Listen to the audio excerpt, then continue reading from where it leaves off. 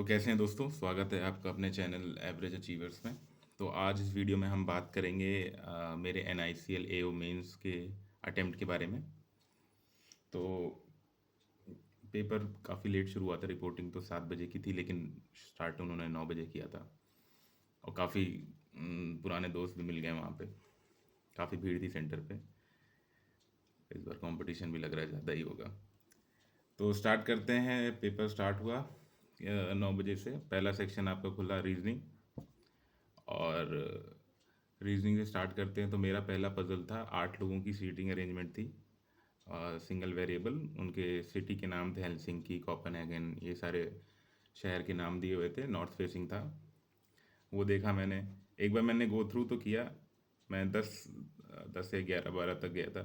शुरुआत की तो सिंगल लाइनर वाले क्वेश्चन से, वो स्टेटमेंट वाले, कि statement 1 is required, statement 2 is required, ये वाले थे। वो लाइन से मेरे 5 क्वेश्चन 6 क्वेश्चन स्टार्टिंग के वही थे। तो मैं 10 तक रिव्यू करने तक गया था। फिर मुझे ये पजल दिख गई, मैंने कहा बना लेते हैं, 8 लोगों की है। तो 2 बार में बनी वो। मुझे लग रहा था फ्लो थोड़ा टूट रहा था रीजनिंग में इस बार, क्योंकि 2 3 बार अरेंज करना पड़ रहा था मुझे। तो वो बनाई मैंने। उसके बाद मैंने देखा डायरेक्शन और डिस्टेंस था। मैंने चेक किया कि कहीं ये 3 क्वेश्चन के अंदर नहीं है, 2 क्वेश्चन के अंदर नहीं है, क्योंकि 2 पैराग्राफ दिए हुए थे। और उसको उठाता और अगर वो 2 क्वेश्चन ही निकलते उसमें, तो थोड़ा बुरा लगता। तो खैर देखा उसके 5 क्वेश्चन से। उसको बनाने के लिए 2 पेजेस लग गए मुझे, क्योंकि एक वाला आपका इधर बन रहा था डिस्टेंस का, और दूसरा वाला जो बन रहा था उसको नेक्स्ट पेज पे बनाया गया, फिर दोनों को जोड़ना पड़ रहा था। तो अच्छा वो पेज खत्म हो गया था, नेक्स्ट पेज पे बनाया मैंने, तो वो हेल्प हो गई। उसको बगल साइड बाय साइड रख दिया, दोनों को जोड़ दिया। शायद इधर M था और शायद H था, समथिंग लाइक दैट। उसके बाद उसके क्वेश्चंस थे। आजकल ये क्वेश्चन बहुत आ रहे हैं PO के मेंस में, या तो स्ट्रेट लाइन वाला, कि आप डायरेक्शन डिस्टेंस दे देते हैं और पूछ पूछ लेते हैं कि MHJ are in a straight line, या DHE are in a straight line. और उसमें ये था कि which among these option is not in a straight line. शायद उसमें एक सही था, थर्ड वाला। देन उसके बाद डेजिग्नेशन और एंड मूवी, 2 वेरिएबल वाली अरेंजमेंट आई थी। डेजिग्नेशन स्टार्ट था CTO से, ख़त्म हो रहा था सब स्टाफ पे। 8 लोग का था शायद वो। देन ये वेरिएबल्स थे PQRSTUVW। और उसमें मूवीज़ दी हुई थी, ओपेनहाइमर, हल्क, परकशन, ट्विलाइट, ये सब मूवी दी हुई थी। उसमें भी एक फ्लो नहीं बन पा रहा था। एक बार मैंने पूरा बनाया। PNQ था, तो कुछ तो था कि P जो है उसके ऊपर था, AGM के ऊपर रहेगा या उसके नीचे नहीं रहेगा, देन क्यों के नीचे परकशन आएगी, ऐसे करके था। And W was just senior to R, and S और V के बीच में 3 लोग बैठे हैं, मतलब 3 डेजिग्नेशन हैं। उसमें S और V को आपको अरेंज करना था किसी तरीके से, ताकि W और R आ जाए, और T के नीचे मूवी ट्वेलाइट जो है वो सब स्टाफ पे नहीं होनी चाहिए थी, वो उसके ऊपर थी। तो ऐसे करके कुछ अरेंजमेंट बन रहा था। वो बन गई पजल, मुझे लगा बन गई। पहला ऑप्शन मार्क किया, दूसरा क्वेश्चन मार्क किया, तीसरे क्वेश्चन में बन ही नहीं रहा है। फिर वापस आया उसको बनाने के लिए। उतने में काफ़ी डिस्टर्बिंग हो गया था। खैर लेकिन ऑप्शन, फिर ऑप्शन देख के पजल उसको अरेंज किया मैंने, कि ऑप्शन देख के कहाँ फिट होगा, उस तरह करके फिर मैंने वो पजल पूरी की। तो ऐसा करके ये हो गया था। देन टाइम नहीं बचा, मैं इनपुट आउटपुट के पास गया। मैंने कहा इसको पूरा लिखूंगा, फिर मेरे पास 5 या 4 मिनट थे, तो जब तक बनाऊंगा तब तक वापस आऊँगा, तो कर नहीं पाऊँगा। फिर आई वेंट फॉर सिलॉगिज्म, जो कि मैं अवॉइड ही करता हूँ। मैंने कहा चलो, लेकिन इजी था सिलॉग उसका। 4 क्वेश्चन दिए हुए थे, क्योंकि ये मैंने जब स्टार्टिंग में किया था देखने के लिए सेक्शन में क्या क्या है रिव्यू करने के लिए, तब मैंने मार्क कर दिया था उसको सिलॉग्स का, कि कुछ नहीं होगा तो उसको कर लिया जाएगा। और वही हुआ आखिरी में, कि इस पे आना पड़ा मुझे। देन मैंने सिलॉक्स किया, और कितने 4 क्वेश्चन उसके किए। तो मेरा रीजनिंग में अटेम्प्ट रहा 21। हाँ, और मैं NICL AO मेंस रीजनिंग, ये मैं रिस्क इंजीनियर का बता रहा हूँ, सॉरी मैंने बताना भूल गया स्टार्टिंग में। मेरा ये अटेम्प्ट रिस्क इंजीनियर से था। तो मेरे हमारे क्या थे कि 40 क्वेश्चन थे, और कितने 30 मिनट में, आई थिंक 20 मिनट में था। मैं एक बार देख लेता हूँ क्या टाइमिंग थी हमारा।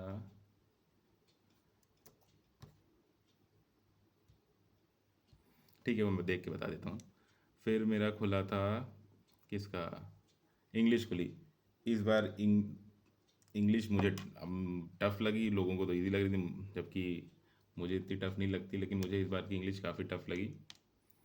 और ख़ासकर वो कनेक्ट वाले, जो आपके स्टेटमेंट दिए रहते हैं, कनेक्टर्स दिए रहते हैं, कनेक्टर्स आपको लगाने पड़ते हैं।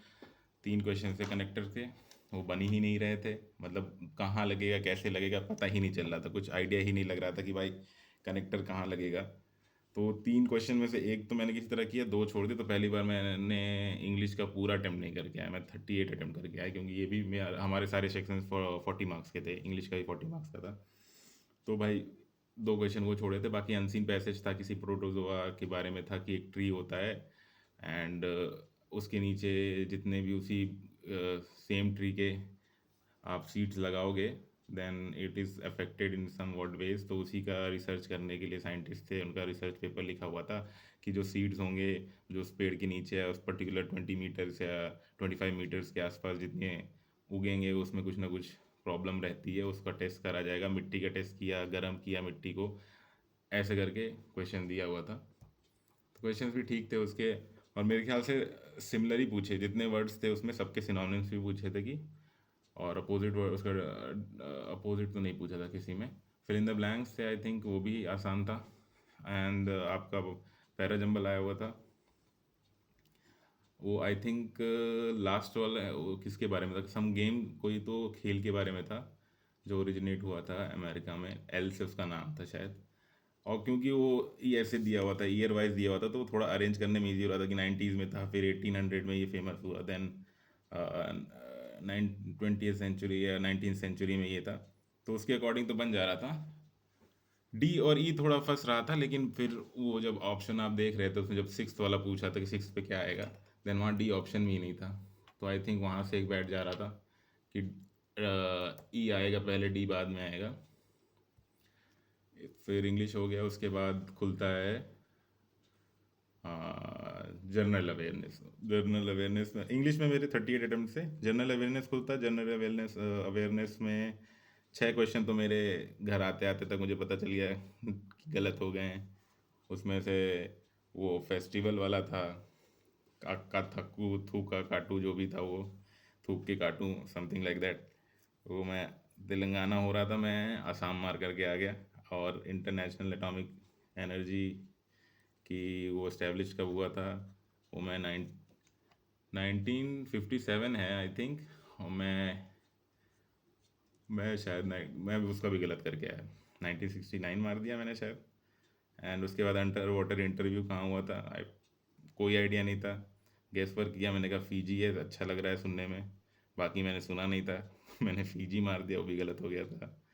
देन बजट था कि प्राइम मिनिस्टर ने क्या कहा है कि 12 बिलियन से 20 बिलियन करेंगे। आई डोंट नो व्हाई मैंने उसका फ्रांस मार करके आया, जबकि वो ब्राज़ील था। एंड देन ब्राज़ील प्रेसिडेंशियल वाला था, पार्लियामेंट्री प्रेसिडेंसी किसके पास है, ये मैंने न्यूज़ पढ़ी भी थी, लेकिन वो रिकलेक्ट हुई नहीं। वहाँ पे ओम बिरला के नाम से था एक न्यूज़ आर्टिकल, मैंने अफेयर्स क्लाउड से किया था। आ, वो भी नहीं हुआ। देन क्या था, और क्या गलत हुआ, फ्रांस हो गया, खैर 6 तो कंफर्म गलत है। लेकिन ये तो गैस वर्क में से थे, मैंने अटेम्प्ट 29 किए हैं। एंड आई थिंक 10 तो मेरे क्वेश्चन जो मुझे कंफर्म पता है सही है, मैंने जहाँ तक किया था। जैसे आपका हिमाचल प्रदेश वाला क्या था वो, कोल्ड डेजर्ट वाला था, वो सही हुआ है। देन आपका डई का चेयरमैन कौन है, ये था। And then world democracy day 15 सितंबर, ये था। तो कुछ सही भी हुए हैं जो कंफर्म है।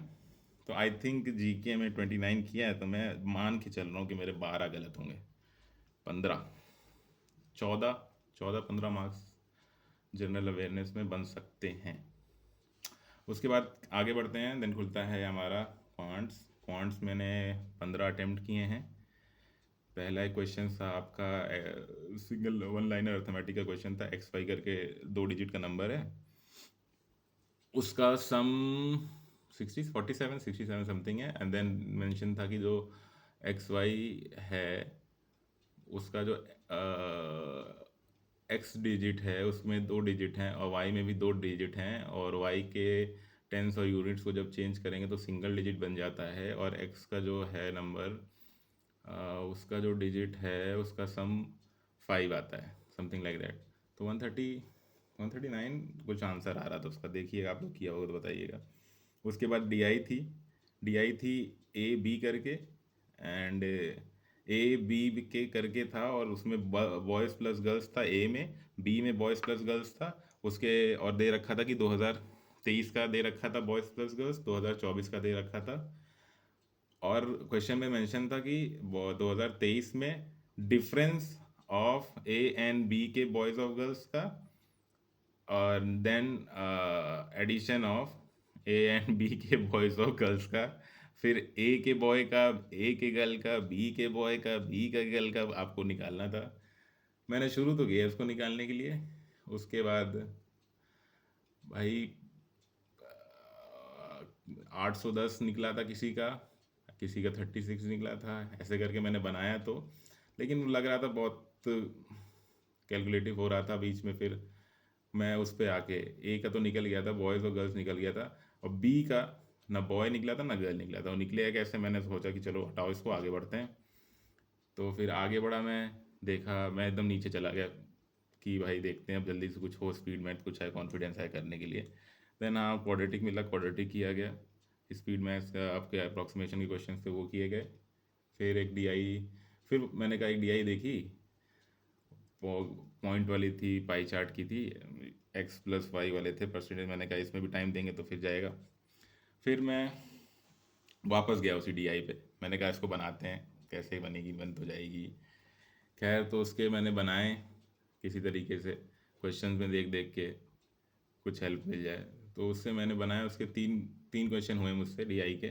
फिर उसके बाद टाइम हो गया ख़त्म, 15 यहाँ से बन गए थे। उसके बाद क्योंकि मैं रिस्क इंजीनियर से भरा था, तो फिर आपका प्रोफेशनल नॉलेज वाला खुलता है।